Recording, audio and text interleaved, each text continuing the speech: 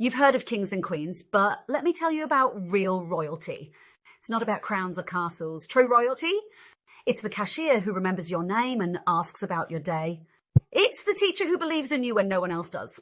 It's the friend who shows up unannounced with soup when you're sick.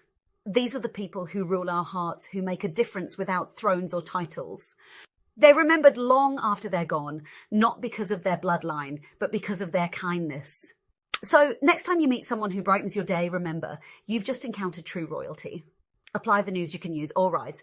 Devil and See All. The Damon Paimon, The Sound of Sovereignty, a true esoteric story of power, charisma, and the voice that commands worlds.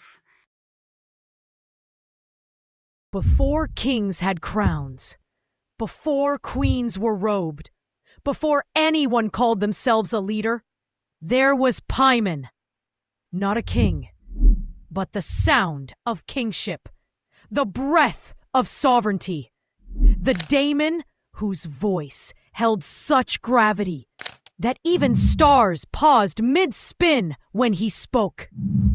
He doesn't come to the proud.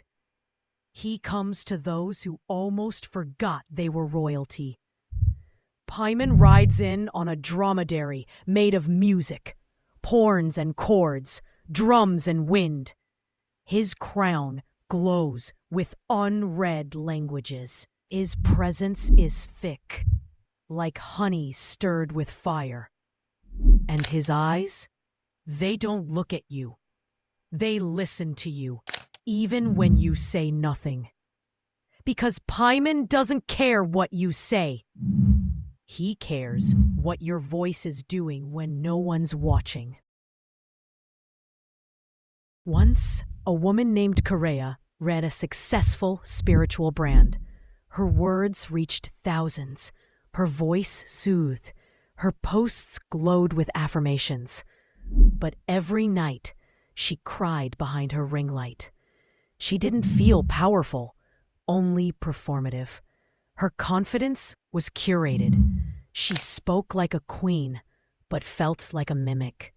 She prayed one night, not for more followers, but for truth. The candle sputtered, the air thickened, and Paimon entered. He did not bow. He assessed. You wear your voice like a mask, but true sovereignty doesn't entertain. It declares. He placed a tuning fork upon her throat. Her voice shook, not from fear, but from remembering.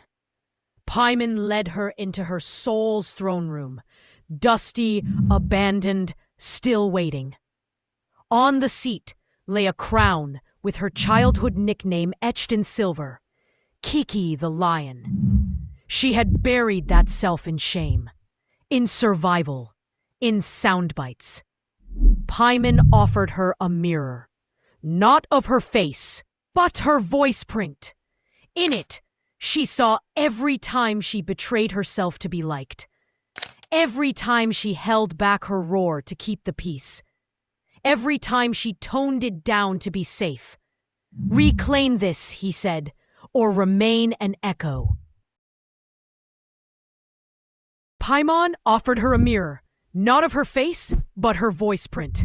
In it, she saw every time she betrayed herself to be liked, every time she held back her roar to keep the peace, every time she toned it down to be safe. Reclaim this, he said, or remain an echo. Kyria stepped back into her work, but she no longer spoke to please. She commanded, not with arrogance, with truth. People said her voice made them weep, rage, rise. She didn't have more followers. She had loyal ones. Because they didn't follow her, they followed the sovereignty in themselves that she reawakened. Hidden lesson. True royalty isn't inherited. It's remembered. And when your voice aligns with your soul's throne, you don't need permission.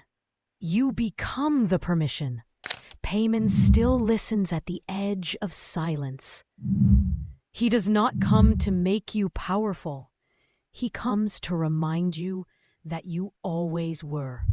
We'll be back in a few. with Damon Vasago, the keeper of the unrevealed past. Until next time, your Sea Star Kiracy, channeled by 3611027, the Beautiful Whisperer. Our Sea Star Devil and Seal. Apply the news you can use. Have I given you a clue?